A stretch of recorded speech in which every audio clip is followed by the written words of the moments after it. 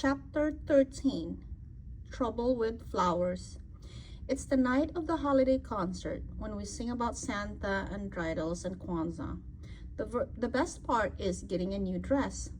I stand in front of a mirror looking at my dress and my first shoes with a heel on them, thinking about the shopping day I had with my mom. We even went to AC Peterson's for lunch. I like how she stayed with me in a booth instead of having to go wait on other people. I love to sing, but I don't like our music teacher, Mrs. Muldoon. Max calls her Minefield Muldoon because you never can tell when she'll blow up over something. Oliver calls her that too, but he acts it out by leaping into the air and yelling, Muldoon, as he lands on the floor and rolls. He doesn't stop though. He goes from a roll right to his feet again, like a cat in a cartoon. Shay is making fun of Albert because his clothes don't fit. What's with the pants, Albert? She says. Did you get that outfit in the 3rd grade? Keisha whips around fast. Why do you always try to pull people down? She asks. Because some people deserve it. That's why, Shay answers. Deserve to be pulled down? Really? Keisha asks. Albert straightens his tie, which is the only part of his outfit that fits. He's even wearing his sneakers with the backs cut out. You know, he says, logically, if a person was to pull another down, it would mean that he or she is already below that person. Keisha lets out a laugh so loud that Mrs. Muldoon shoots her a look. Keisha covers her mouth and tries to squelch the sound. That is perfect, Albert. Man, you really are a smart dude. She turns to Shay. You, on the other hand, are so low you could play tennis against a curb. Shay's eyes narrow, but before she can say anything, Mrs. Muldoon appears and tells us to line up. For the spring concert last year, before I had a growth spurt, I had to stand in the front row.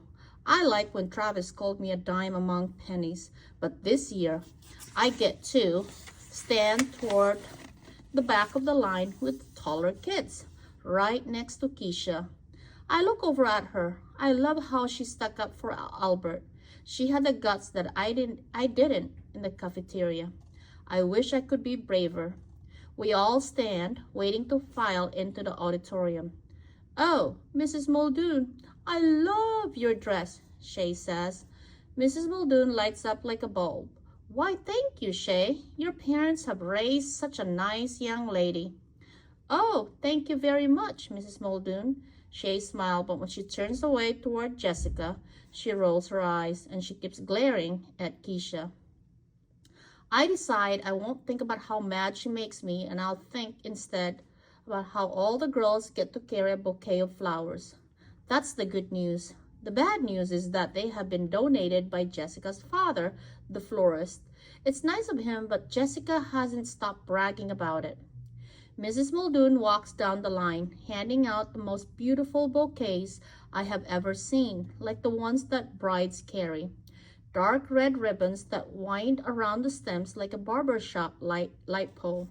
Ribbons dangle from the bottom too. She hands my bunch to me and I smile thinking of how much my mom will love to see me with them. Keisha leans in to smell them and runs her fingers over the tops of the flowers.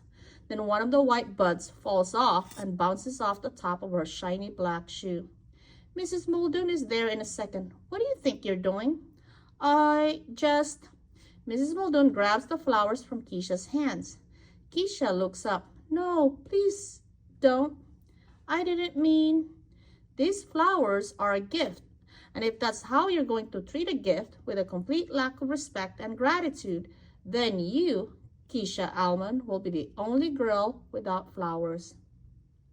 But Mrs. Muldoon, Keisha says, I really didn't. Mrs. Muldoon holds up her hand like she's stopping traffic. I don't want to hear it. You will have no flowers, and perhaps you will remember in the future how a lady behaves. See, Shay says to Jessica, people do get what they deserve. I stand behind Keisha, but I wish I could see her face. I wait for her to say something back, but Keisha doesn't say anything. Although I can't see her cry, I hear her sniff and see her brush her cheek with her fingertips.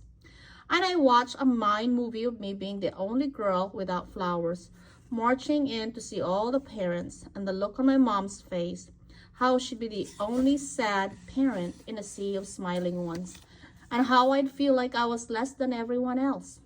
No one should ever feel like that. I feel my fingertips dig into the center of my bouquet to separate the thick stems. It takes some twisting to work half the flowers out of the fancy ribbon, but I put some muscle into it.